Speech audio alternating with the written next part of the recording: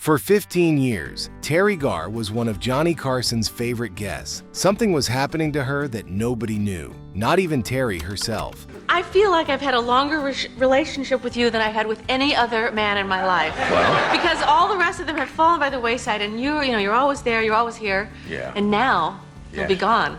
Be gone. I'll have to go find you, fly over Malibu. By the end of this video, you'll learn what had been happening to Teri Garr for years, something Johnny Carson never knew, and even Teri herself couldn't yet name.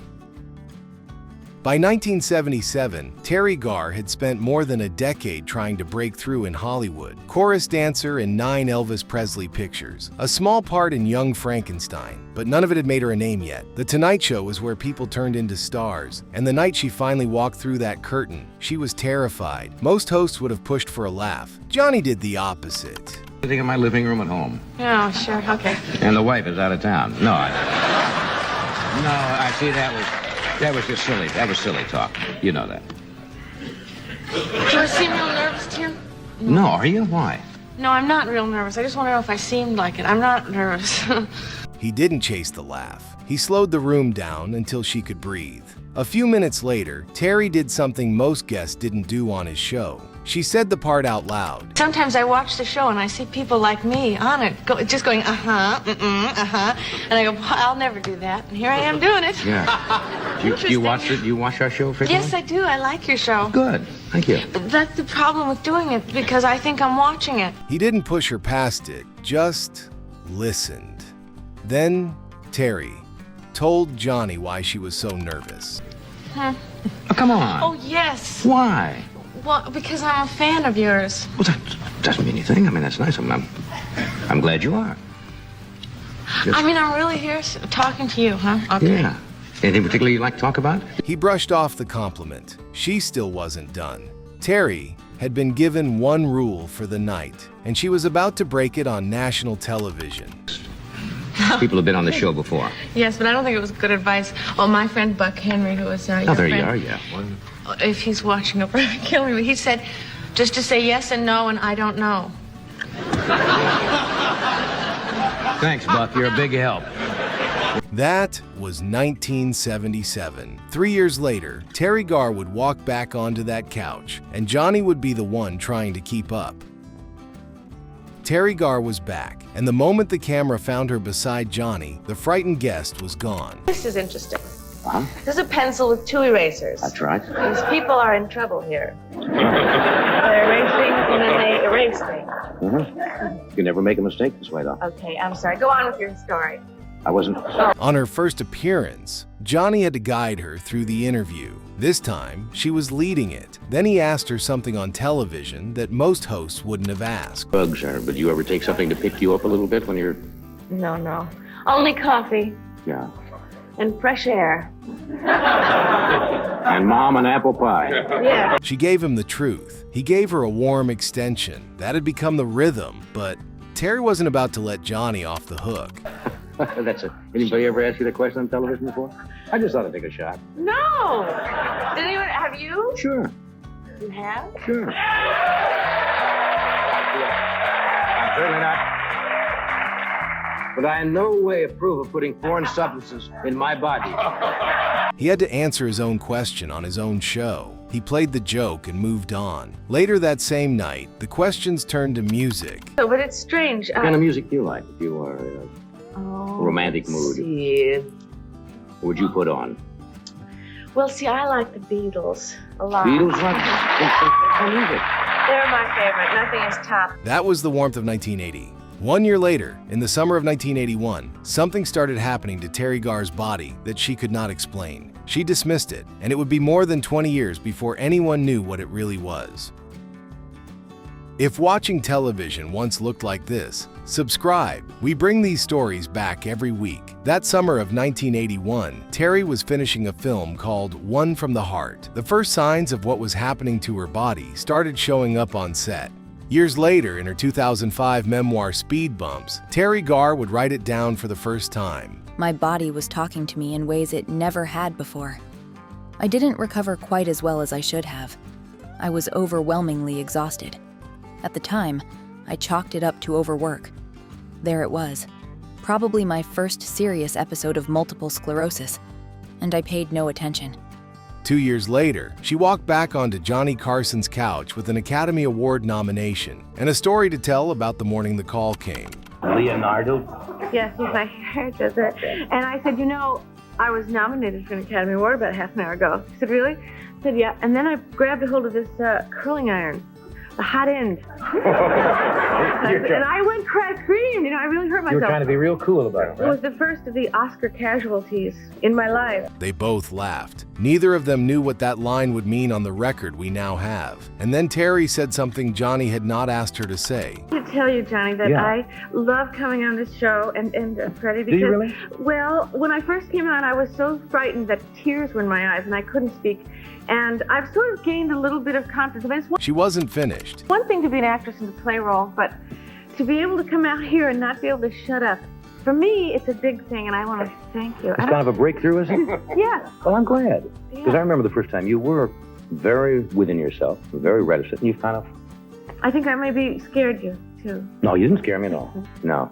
6 years earlier, Teri had walked onto the same couch terrified. This time, she was thanking Johnny for the difference. On a different night that same year, Johnny did exactly what he had done in 1977. Thanks. I can't come out here after Mel Brooks and tell funny little stories. No, you come out and be charming. Okay, what should I tell, recipes or something? Charming like Dinah Shore? So, I mean, he's so funny. Is your insecurity complex starting with you again? I mean, No, well, why? it's I mean, not you're a lovely, you're question. talented, you're pretty. Oh, thank you. You know, The pattern between them hadn't changed, but something else had. In 1986, Teri came back to Johnny's couch, but 2 years earlier, she had almost walked away from the show for good. A review had humiliated her after the Oscars, and she called The Tonight Show ready to cancel. In her 2005 memoir, she would describe what happened next. I think he hardly ever called anybody. I'll admit I was a little intimidated. Johnny told her, "So what if you got a bad review? You know how many bad reviews I've had? You just keep going. Don't let anybody stop you." 2 years later, Teri came back to his show and started talking about her own theory of how to face what life brings. This is a game called there are no right or wrong answers. Okay. It's a game called you make a judgment on which you would do in this situation. You are attractive but poor and without skills. Someone offers you a lot of money to work for an escort service. Do you accept? You know, it's funny, this happened to me. She took the hypothetical and made it her own life. The game was on. A few rounds in, she started a story Johnny didn't see coming. Area, I call it the PBS, possible bull. PBS. You got it. Those are psychics fall under that category, and it's like that. Did you ever go to a psychic? Well, I do because it's fun and I like it. But you know, they have dog psychics now. You're kidding me. No, well, the dog barks at the vacuum cleaner and barks at the hairdryer, and this dog psychic said, "I will find out what the dog wants to tell you." So the psychic told, listen to this. The psychic said, number one, the dog does not like the way she's placed the furniture. That was Teri at full strength in the summer of 1986. What the camera couldn't show was what had been happening to her body underneath. By that summer, the symptoms had been getting louder for a year, tripping when she ran, ringing in her ears, a sensation she described as a knife stabbing her arm. Her doctor still had no name for any of it. Then on Johnny's couch, Teri said what she really thought. Something about it that makes me think somewhere in another level that everything's written down that's going to happen. Like everything is going to happen like it's supposed to happen. Like predestination? And it's all according to schedule. Everything's happening that way. I mean, we all try to lasso that fate and change it and force it around another way. It ain't going to it's just going to be like it's going to be. She was talking about fate on national television. She didn't know she was talking about herself. Johnny didn't know. The audience didn't know. Teri carried the thought further.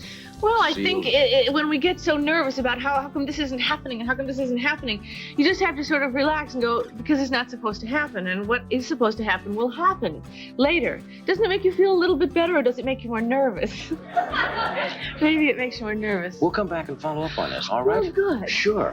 That was the summer of 1986. The next time she walked onto Johnny's stage, the show would be ending. And by then, she was 11 years into the symptoms her doctor still couldn't name. Years later, Teri Garr would put into words what those couch nights had meant. In her 2005 memoir, she wrote, With Johnny, I felt safe. He made me feel comfortable and at home. When Teri walked out to say goodbye in 1992, Johnny saw it right away. Something was wrong. You're a real trooper for showing up tonight. I didn't know. I walked into makeup. I saw you sitting there with this big thing wrapped around your knee. I took the thing off my knee Yeah. just because I thought I'd hide this from the audience. But now that you brought it up, I guess I won't be hiding it from the audience. Well, you were limping anyway, and your I know. ankle is bandaged. So let's Well- clear this up. What happened to you? I fell down a flight of stairs. She didn't have a story for the fall. She had come anyway. There's no good story about it. I just slipped and fell down a flight of stairs. But I didn't want to miss coming here to say goodbye. Or someone told me you were going to be leaving this show. Is that true? I heard nothing about that. All of a Yes, sudden- Amelia Earhart's missing too. You know, She never came back? bring you up to date on the news here. I'm surprised. He took the weight and gave her a joke. That had always been the rhythm. Then the conversation turned to something they had been through together. It was the infamous Shirley Wood. I called her up and said, I'm not coming to do the show. You were because booked I got that a bad day, review." and you called that day, and somebody had been unkind to you, some reviewer. The nerve of me. I thought, I'm canceling the Carson show because everyone in the world has read that review. It was this show I did where this reviewer said, if a brick could sing, it would sound like Teri Garr. Could share the story together because 8 years earlier, Johnny had picked up the phone himself to bring her back. And in the final minutes, Teri said something she had never said to him before. I feel like I've had a longer relationship with you than I've had with any other man in my life. Well? Because all the rest of them have fallen by the wayside, and you're always there, you're always here. Yeah. And now, you'll be Yes. gone. Be gone. I'll have to go find you, I fly do. over Well, Malibu or Well, something. I make house calls. You do? That was the last time Teri Garr walked onto Johnny Carson's couch. He retired the following week. 7 years after Johnny's final show, doctors finally put a name to what her body had been doing since 1981. The exhaustion, the falls, the pain, multiple sclerosis. In 2002, she told the public herself. She lived with the diagnosis for the rest of her life, but the illness was never the whole story. Teri Garr remained what she had always been, funny, unpredictable, fully herself. She passed away in October 2024. In the final pages of her memoir, Teri Garr wrote about Gregory Hines, who had died the year before her book came out. Nobody knew he had been sick. She wrote, He didn't let his illness become his life. He danced till he died. That's what I've always wanted to do. And you know what? Something in me is gonna dance till I die. It might be a different dance than the one I was trained to do. It may be just my spirit dancing, but I'll be dancing just the same. That was the woman Johnny Carson welcomed onto his couch every time.